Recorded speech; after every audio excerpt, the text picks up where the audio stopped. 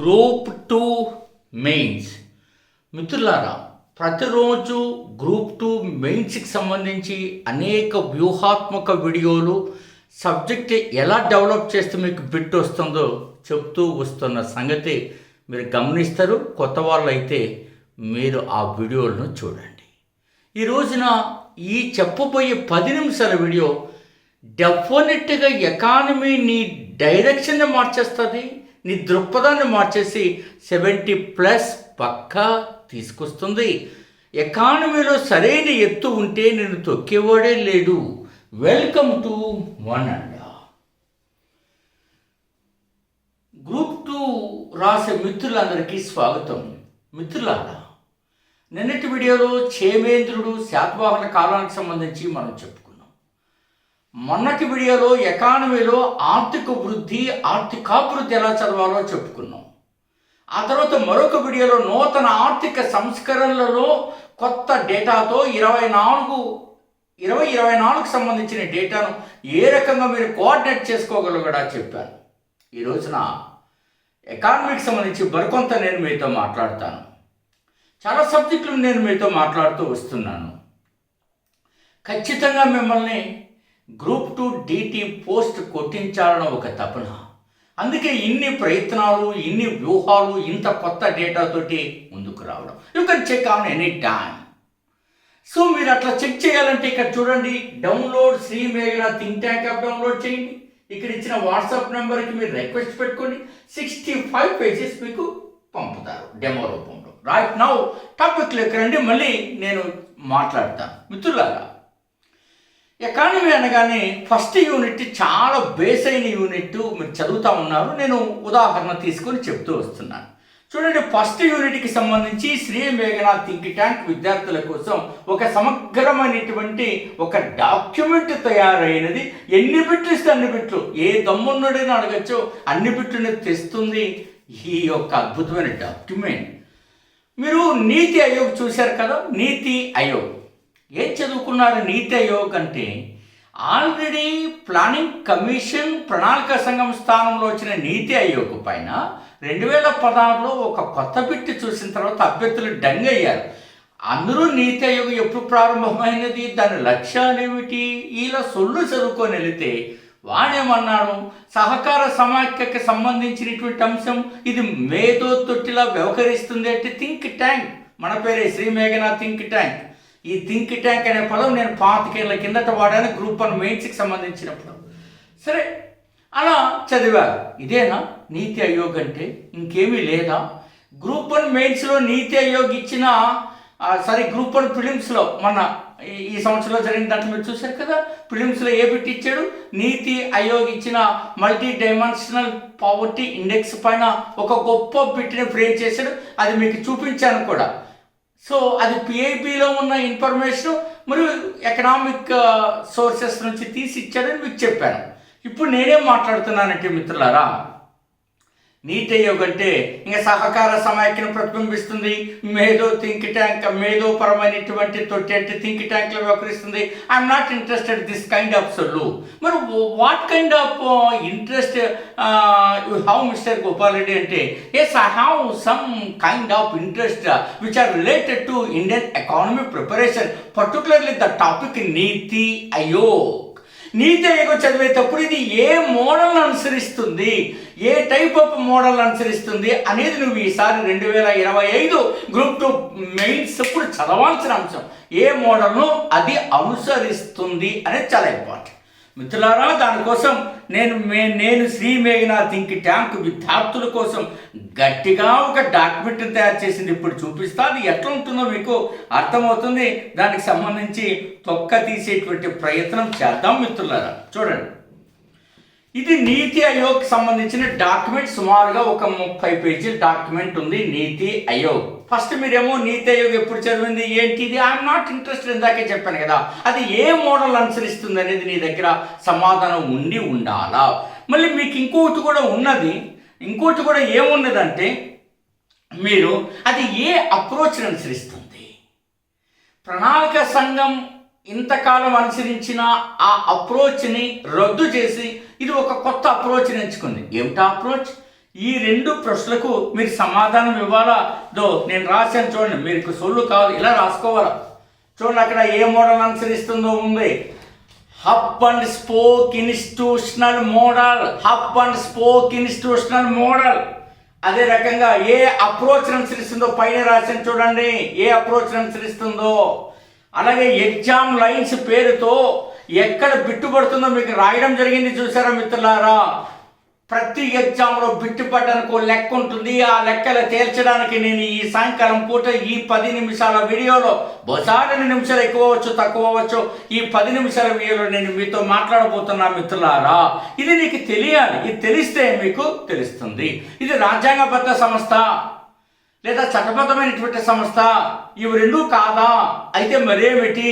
ఇది రాష్ట్రాలకు నిధులు కేటాయించే అధికారాన్ని కలిగి ఉన్నదా? దీని యొక్క మోడల్ ఎలాంటి మోడల్ అనుసరిస్తుంది?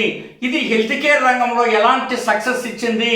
ఆస్పిరేషనల్ డిస్ట్రిక్ట్స్, ఆకాంక్షిత జిల్లాలకు సంబంధించి నీతి ఆయోగ్ ఏం చెప్పినది? సో మోడల్ ఫార్మింగ్ యాక్ట్కి సంబంధించి, ఫార్మింగ్కి సంబంధించి, మోడల్ యాక్ట్కి సంబంధించి, వ్యవసాయ రంగ సంస్థలకి నీతి ఆయోగ్ చేసిన సేవ ఏమిటి అనేటువంటిది కూడా మీరు నేర్చుకోవాల్సి వస్తుంది మిత్రులారా. అంతేకాకుండా ఇంకా మీరు గమనించండి, ఈ గమనించేటప్పుడు మీరు గమనించాల్సినట్టు ఏంటంటే, నీతి ఆయోగ్కు అది ఇచ్చేటువంటి యొక్క రిపోర్ట్కి సంబంధించి 2 కీలకమైన ఆఫీసులు పనిచేస్తాయి. ఆ ఆఫీసులు ఏమిటి అన్నది కూడా మీరు తెలుసుకోవాల్సిన అవసరం ఉంది. నీతి ఆయోగ్ 2 హబ్బులు ఉంటాయి. ఆ 2 హబ్బులు తెలుసుకోవాలా. నీతి ఆయోగ్ 7 పిల్లర్స్ని కలిగి ఉన్నది, ఆర్ 7 గైడ్ లైన్స్ ఇస్తుంది. So which are the guide lines? So ఆ నీతి ఆయోగ్ కలిగి ఉన్నటువంటి గైడ్ లైన్స్ ఏంటన్నది కూడా నీకు అర్థం కావాలి. దాన్ని గైడింగ్ ప్రిన్సిపల్స్ ఆఫ్ నీతి ఆయోగ్, నీతి ఆయోగ్ సంబంధించిన మార్గదర్శక సూత్రాలు అంటారు. అవి ఏమి ఉంది, అందులో ఏం చెప్పబడి ఉందో కూడా నీకు తెలియాల్సిన అవసరం ఉన్నది మిత్రులారా. నేను మీతో మాట్లాడుతున్న పరిస్థితికి సంబంధించి ఇందాక నేను మీతో చెప్పినప్పుడు, మరి నీతి ఆయోగ్ చదివేటప్పుడు ఇవన్నీ చదివితే నీతి ఆయోగ్ అయిపోతుంది తప్ప, నీతి ఆయోగ్ ఎప్పుడు ఏర్పాటైంది, నీతి ఆయోగ్ చైర్మన్ ఎవరు, వైస్ చైర్మన్ ఎవరు, సెక్రటరీ ఎవరు, I'm not interested this kind of solo. I'm not interested very much serious, damn serious about so new information so which is released by Niti Aayog in various sectors like health care and infrastructure and aspirational districts and some other agriculture sectors and health sector, so and industrial sectors and some other so institutional sectors of Indian economy. ఇది నీతి ఆయోగ్కి సంబంధించి మీరు చదవాలి. నీతి ఆయోగ్ ఇటీవల మీకు కొత్తగా మీకు already చెప్పాను, multi dimensional poverty in India. మీరు దీంట్లో స్టేట్మెంట్స్ చదివేటప్పుడు ఓన్లీ ఎంతమంది పేదలు ఉన్నారు ఏం చెప్పిందని కాదు, ఆ నివేదిక ఏమని పేరు, ఏ రాష్ట్రంలో పేదలు ఎంత తగ్గారో, అది ఎలాంటి మోడల్ను అనుసరించింది, that is the most important in the case of multi dimensional poverty in India. భారత్లో బహుముఖీయ పేదరికం లేక బహుముఖ పేదరికానికి సంబంధించిన అద్భుతమైనటువంటి సమాచారాన్ని నీతి ఆయోగ్ 2024 ప్రారంభ కాలంలో ఇచ్చినటువంటి ఆ నివేదిక సో మనకి గ్రూప్ 2 మెయిన్స్కి సంబంధించి ఒక కీలక సూచి కాబోతుందని కూడా దయచేసి మిత్రులు గమనించాల్సి ఉంటుంది. అక్కడితో ఆగకూడదు. నీతి ఆయోగ్ గ్రో అనేటువంటి ఒక పోర్టల్ కూడా ఏర్పాటు చేసింది. ఆ గ్రో అనేటువంటి పోర్టల్ చదివేటప్పుడు నీ దగ్గర ఎలాంటి సమాచారాన్ని కలిగి ఉందో కూడా నీకు తెలియాలి. అది తెలియకపోతే ఇంకా మనం ఏం చేయాలా? ఏమి చేయాల్సిన అవసరం లేదు, నేరుగా ఇంటికి వచ్చేస్తారని కూడా మీరు అర్థం చేసుకోవాల్సి ఉంటుంది మిత్రులారా. ఆ గ్రో అనే పోర్టల్ పైన ఈసారి బిట్ వస్తుంది, నేను అంచనా వేస్తా ఉన్నా. ఆ బిట్ ఎలా వస్తుందో చూడండి. ఏం గ్రో అంటే greening and restoration of waste land and with agro forestry. So ఇది చాలా ఇంపార్టెంట్. దీనికి సంబంధించిన నివేదిక ఇలా ఉన్నది. అంతేకాకుండా రీసెంట్ నివేదికలు నీతి యొక్క సంబంధించినటువంటివి, అది కూడా అధికారిక వెబ్సైట్ నుంచి డౌన్లోడ్ చేసుకోవాలా, అప్పుడు మీరు సక్సెస్ అవుతారు. ఇలా చదవాలా నీతి ఆయోగ్, ఈ రకంగా చదివారా, ఈ రకంగా చదవకపోతే మనకు ఇబ్బంది ఎదురవుతుంది. అంతే తప్ప 2016 ఇచ్చినట్టు నీతి ఆయోగ్ ఈ యొక్క సహకార దాన్ని అంటారు కదా, దాన్ని ఏమంటారంటే సహకార సమాఖ్య, సహకార ఫెడరలిజాన్ని కలిగి ఉన్నది. ఇట్లాంటి సోళ్ళు ఇంకా అక్కర్లేదు మిత్రులారా. నేను మరొకటి కూడా చెప్తున్నా, మీకు అందుకే నేను చెప్పేది 40 రోజుల్లో నేను మరొకసారి మీతో ఒక చిన్న ఇన్ఫర్మేషన్ షేర్ చేసుకుని ఆ తర్వాత నేను మీతో మరికొన్ని అంశాలు కూడా ముచ్చటిస్తా. చివరి వరకు వీడియోని చూస్తూ మీరు ఖచ్చితంగా వ్యూహాలను పాటించండి, సింపుల్గా వస్తారు. సోది చదవబోకండి దయచేసి. మనం ఇలాంటి నాలెడ్జ్నంతా 14 మంది టీము 80 మూల గ్రంథాల నుంచి తీసుకుని దానికి అధికారికమైన సమాచారాన్ని సేకరించి సో ఈ రకంగా పుస్తకాలు తయారు చేయడం చూసారా. 14 సోర్సెస్. దీని నుంచి నేను తెలంగాణ మన జరిగిన గ్రూప్ 3 సర్వీస్లో 50కి 46 బిట్లు పేజీ చూపించాను. ఆ వీడియో చూడకపోతే మరొకరు చూడండి. ఇండియన్ ఎకానమీ టాపిక్ వైజ్ అంటే ఇప్పుడు నేను ఇచ్చానే దాన్నే ఇలా చేశారు. అట్లా కొత్తగా ఇంకా అప్డేట్ అయిపోతుంది. రెండోది సైన్స్ అండ్ టెక్నాలజీ 14 సోర్సెస్ నేను చూసి ఇప్పుడు అద్భుతమైన అప్డేట్స్తో మీ ముందుకు వస్తున్నటువంటిది. అట్లాగే ఆంధ్రుల సాంఘిక చరిత్ర నా మానస పుత్రిక 25+3 28 గ్రంథాల నుంచి వచ్చింది. ఎంత ఇన్ఫర్మేషన్ టెస్ట్లో ప్లస్ ఇందులో మీరు కానీ చూస్తే నిన్న చెప్పిన చేమేంద్రుడు కానీ అటుమన్న చెప్పిన గాథా సప్తసతి కానీ అటుమన్న చెప్పినటువంటి కొండ కొందాచార్యుడు కానీ అటుమన్న చెప్పినటువంటి విజయనగర సామ్రాజ్యానికి చెందినటువంటి తల్లికోట యుద్ధం కానీ రెండవ తల్లికోట యుద్ధం లేక తోపూరు యుద్ధానికి సంబంధించిన అద్భుతమైనటువంటి యొక్క ఏపీ హిస్టరీ వీడియోలు చూస్తే ఏపీ హిస్టరీలో 70 ఎందుకు రావని నేను చూస్తా. ఈసారి మీసం మీద ఒట్టు తొక్క తీసేస్తా. అది ఏ బిట్టైనా ఎక్కడైనా ఎవడైనా వాడు ఎవడైనా ఇచ్చుకోండి.